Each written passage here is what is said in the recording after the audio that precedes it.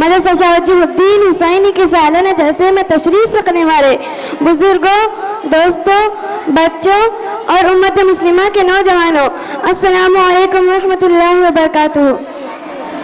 اس سے پہلے کہ میں اپنی گفتگو کا آغاز کروں، آئیے ہم اور آپ مل کر سرور کونوں مکہ، سیاح لا مکہ، سرنشین مہوشاں، نیر تاباں، فخر رسولہ، سید عیس وجہ حضور رحمت عالم و نور مجسم کی بارگاہ نبوت میں درود پاک پڑھتے ہیں۔ پڑھیے بآواز بلند، اللہم صلی وسلم وبارک وکرم وانعم علی سیدنا محمد علی قدر ربک فیہ۔ میں آپ کے سامنے اس لیے نہیں کھڑی ہوں کہ آپ کو چکنی چنگنی باتیں سنا سکوں یا پھر آپ کو واقعات اور کرامات سنا کر سوئے ہوئے دلوں کو اور سنا سکوں، بلکہ آپ کے سامنے آج بہت کڑی کسیلی باتیں اور حق کی باتیں کرنے کے لیے کھڑی ہوں تاکہ آپ کے سوئے ہوئے اندر کی ضمیر کو جگا سکوں۔ میں پہلے ہی آپ تمام حضرات سے معذرت چاہتی ہوں کہ آپ کو میری باتیں ہو سکتا ہے دلوں کو چیر دے، چہرے پر غصے کو لے آئے اور آپ مجھے سن کر دانت پسنے لگ جائے۔ خدا کی عظمت کی قسم، مجھے آپ کو غصہ دلانے کا کوئی شوق نہیں اور نہ ہی میں یہاں آپ کو تکلیف دینے کے لیے کھڑی ہوں۔ کاش اگر آپ میرے دل میں جو کیفیت ہے امت مسلمہ کو لے کر آپ اس کو محسوس کر سکو، اس درد کو سمجھ سکو، تو یہی میرے لیے آپ کی طرف سے سب سے بڑا تحفہ اور ہدیہ ہوگا۔ جس موڑ پر آج امت مسلمہ اور اس کے نوجوان آ کر کھڑے ہیں وہ بیان کے قابل نہیں۔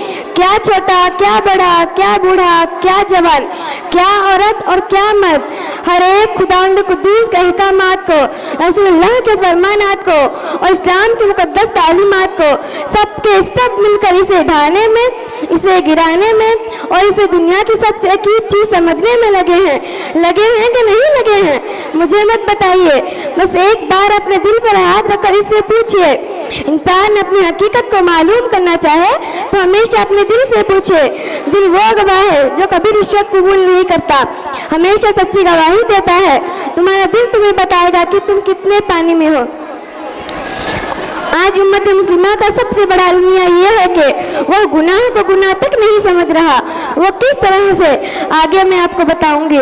سچی باتیں کرنے جا رہی ہوں، دل وجہ سے قبول کیجئے۔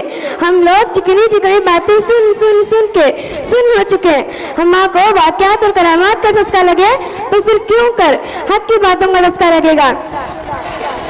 جناب والا، شادی بیاہ کے موقع پر کیا کچھ نہیں کیا جا رہا ہے؟ خوشی کے نام پر دین کا جنازہ نکالا جا رہا ہے اور اسلام کی عزتوں کی دھجیاں اڑائی جا رہی ہیں کہ نہیں جا رہی ہیں؟ بولیے نا، کیوں دھچکا لگا کیا اچانک؟ جس گھر میں شادی ہونے والی ہو نا، اس گھر کے ذمہ دار ماں باپ ہو یا کوئی اور، پورے ایک مہینے سے شادی کی دعوت دینے کے لیے بھاگ دوڑ میں لگے رہتے ہیں اور دور دراز کے سفر کر کے شادی کی دعوت دیتے رہو، زندگی پر اسی کام میں لگے رہو، کوئی بھی آپ سے پوچھنے والا نہ ہوگا۔ محض دنیائی خوشی کے خاطر دل وجہ ایک کر دیتے ہیں، رات دن ایک کر دیتے ہیں۔ یہ تو تصویر کا ایک رخ ہوا، ذرا تصویر کا دوسرا رخ بھی دیکھیں۔ جب رسول اللہ کی دین کی بات آتی ہے، جب آپ کو کوئی دین کی دعوت دیتا ہے یا آپ کو دین کی دعوت دینے کے لیے کہا جاتا ہے، آپ لوگوں کی غیرت کہاں مر جاتی ہے؟ آپ کے اندر کا ایمان کہاں مر جاتا ہے؟ اس وقت آپ کا احساس کہاں مر چکا ہوتا ہے؟ اے امت کی ماں، اے امت کی مقدس خواتین، میں آپ سے پوچھنا چاہتی ہوں، کیا دنیا میں حضور علیہ السلام کے دین سے بڑھ کر بھی کوئی کام ہو سکتا ہے؟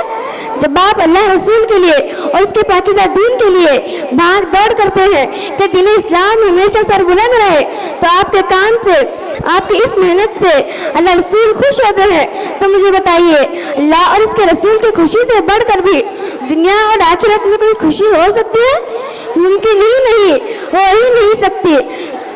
اے امت کی ماں، ذرا غور سے سن، تجھ میں ذرا برابر بھی ایمان کی حرارت ہوتی تو تو اللہ رسول کے لیے اور اس کے پاکیزہ دین کے لیے جان، مال، عزت، شہرت، خوشی، غم اور دین رات کو ایک کر دیتی، جس طرح تو اپنی فانی اولاد کی خوشی کے خاطر کرتی ہے۔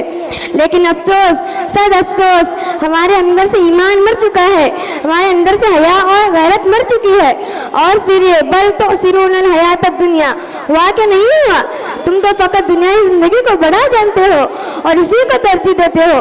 ہمارے ترجیحات تو بالکل بدل گئے ہیں۔ وہ فاقہ کش کے موت سے ڈرتا نہیں ذرا، وہ فاقہ کش کے موت سے ڈرتا نہیں ذرا، روح محمد اس کے بدن سے نکال دو۔ عزیزان من، ذرا دیکھیں تو ہمارے ترجیحات کو، ایک بے غیرت دلہا، ایک بے شرم دلہا، معاف کیجیے گا کوئی میرے الفاظ نہیں ہے، بس حضور کی امت کے لیے ایک درد ہے جو دل سے نکل کر زبان پر الفاظ کی اتنی سخت شکل میں اختیار کر رہا ہے، جسے سن کر میرا قوم کا نوجوان سر جھکاتا ہوا دکھائی دے رہا ہے، کیونکہ جب اس کی شادی کا وقت ہوتا ہے جو کہ اس کے لیے زندگی کا سب سے بڑا خوشیوں بھرا لمحہ ہوتا ہے، ایسی خوشیوں کے موقع پر مجال ہے اس بے غیرت دلہے کی زبان پر اللہ رسول کا نام تک نکلے۔ ارے وہ تو اس کی مجبوری ہے کہ ایجاب و قبول کے وقت اسے الحمدللہ کرنا پڑتا ہے، ورنہ اس کا بس چلے تو کبھی خدا کا نام ہی نہ لے۔